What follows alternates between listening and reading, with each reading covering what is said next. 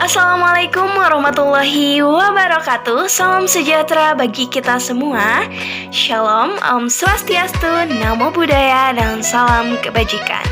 Sebelumnya, perkenalkan nama saya Lili Susaini dari Program Studi Pendidikan Sosiologi Universitas Pendidikan Indonesia. Adapun Wise Voice ini dibuat dalam rangka memenuhi salah satu tugas dari mata kuliah pendidikan multikultural yang diampu oleh Profesor Dr. Haji Bunyamin MPD/MA dan juga Bapak Supriyono SPD MPD. Nah, jadi pada Wise Voice kali ini kita akan membahas mengenai kekuatan dan kelemahan masyarakat multikultur Indonesia. Nah, sebelum kita bahas mengenai kekuatan dan kelemahannya, ada baiknya nih kita membahas mengenai apa sih sebenarnya yang dimaksud dengan masyarakat multikultural. Nah, dikutip dari situs resmi Kementerian Pendidikan dan Kebudayaan Republik Indonesia, istilah masyarakat multikultural terdiri dari 3 kata, yaitu masyarakat, multi, dan kultural. Nah, masyarakat artinya adalah satu kesatuan hidup manusia yang berinteraksi menurut sistem adat istiadat tertentu yang bersifat terus-menerus dan terikat oleh perasaan bersama.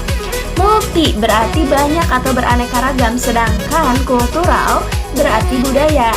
Jadi dapat disimpulkan bahwasanya masyarakat multikultural ini adalah masyarakat yang terdiri dari berbagai macam suku yang masing-masing punya struktur budaya yang berbeda. Nah, seperti yang kita tahu nih, bahwasanya merupakan suatu kenyataan yang tak bisa ditolak, bahwasanya Indonesia ini merupakan negara dengan beragam budaya, adat istiadat, agama, etnis, dan lain sebagainya. Kondisi Indonesia yang multikultural sangat bergantung pada bagaimana masyarakat membawanya. Kondisi ini bisa dibawa pada jalur yang menjadikan multikultural sebagai suatu kekayaan dan kekuatan bangsa, juga merupakan benteng pertahanan terhadap ancaman dan alat untuk membina dunia yang aman sejahtera. Hal ini juga bisa dijadikan alat untuk menunjukkan pada dunia bahwasanya Indonesia kaya akan budaya. Namun ternyata hal ini juga bisa dibawa pada jalur yang akan menjadi pemecah belah dan penyulut konflik di masyarakat. Karena kemajmukan adalah suatu keniscayaan yang tidak bisa disangkal. Maka, tidak ada cara lain selain dengan teguh berkomitmen merawat keragaman ini menjadi sebuah kemungkinan dan tidak menoleransi segala bentuk tindakan yang diindikasi dapat menghancurkan tatanan masyarakat yang majemuk. Munculnya benih-benih yang menimbulkan perpecahan pada masyarakat multikultural sangat rawan terjadi jika masyarakat menyikapi perbedaan sebagai sekat yang mengakibatkan menguatnya sentimen primordial. Masyarakat yang hidup dalam keadaan multikultur selama ribuan tahun lamanya bukan berarti telah kebal terhadap segala kemungkinan gesekan konflik antar agama, budaya, etnis, sosial, politik, dan ekonomi. Pengalaman hidup dalam perbedaan nyatanya belum cukup untuk menanamkan rasa bangga akan perbedaan, memandang sebagai suatu kekayaan dan menyadari sebagai suatu keniscayaan. Hidup dalam perbedaan tidak lepas dari berbagai tantangan yang seringkali muncul dalam masyarakat. Di antaranya adalah menyikapi masalah intoleransi, mempertentangkan ideologi, dan lain sebagainya. Hal ini rentan terjadi pada bangsa Indonesia yang dihadapkan pada perubahan hingga kebebasan di era globalisasi. Pada dasarnya, multikulturalisme yang terbentuk di Indonesia merupakan akibat dari kondisi sosio-kultural maupun geografis yang begitu beragam dan luas. Menurut kondisi geografis, Indonesia ini memiliki banyak pulau di mana setiap pulau tersebut dihuni oleh sekelompok manusia yang membentuk suatu masyarakat. Dari masyarakat tersebut terbentuklah sebuah kebudayaan mengenai masyarakat itu sendiri. Tentu saja hal ini berimbas pada keberadaan kebudayaan yang sangat banyak dan beraneka ragam.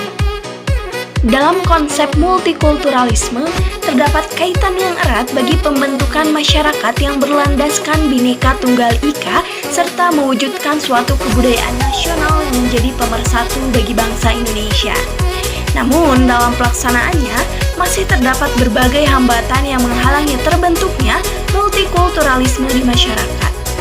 Masyarakat multikultural ini harus dipahami dan memaknai dalam konteks masa kini dan masa depan yang harus terus-menerus ditanamkan. Konflik bernuansa SARA atau suku, ras, agama, dan antar golongan di berbagai daerah di Indonesia kian menggurita. Konflik tersebut kebanyakan dipicu oleh beberapa kelompok tertentu yang intoleran dengan mengatasnamakan background agama, suku, ras, dan budaya. Kesadaran masyarakat untuk hidup saling berdampingan dan damai sesuai dengan makna Bhinneka Tunggal Ika seakan mulai luntur akibat ego individu atau kelompok tertentu. Hal ini yang akan menimbulkan konflik berkepanjangan, bahkan pihak yang tidak terlibat pun terkena imbasnya. Sebetulnya, multikulturalisme yang dimiliki oleh bangsa Indonesia ini memiliki optimisme tersendiri untuk menjadi sebuah potensi kekayaan dan kekuatan bangsa, bukan justru menjadi sumbu yang mudah tersulut oleh konfrontasi SARA. Karakteristik masyarakat multikultural di Indonesia, bahwasanya masyarakat Indonesia belum bisa dikatakan sebagai masyarakat multikultural yang sempurna. Kenapa hal ini terjadi? Karena hal ini diindikasikan dari hal-hal berikut nih, seperti yang pertama, masih terdapat dominasi satu kelompok atas kelompok lainnya. Yang kedua, struktur sosial yang ada lebih banyak menguntungkan pihak yang mendominasi. Dan yang terakhir adalah konflik sosial yang muncul masih sering berlanjut dengan kekerasan. Baik, mungkin hanya itu yang bisa disampaikan pada Wise Voice kali ini. Terima kasih atas perhatiannya. Wassalamualaikum warahmatullahi wabarakatuh.